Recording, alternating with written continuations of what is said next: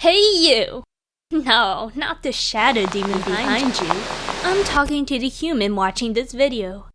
Have you ever been in a boring meet or practice and something unexpected happens and you're like, man, that was so funny.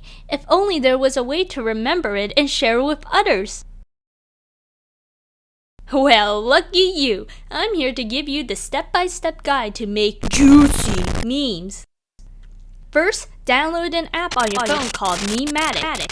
It has hundreds of templates and GIFs/GIFs that will suit any situation.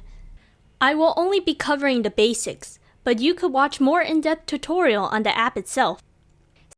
Just select your template. You can edit the text, change sizes, fonts, and color.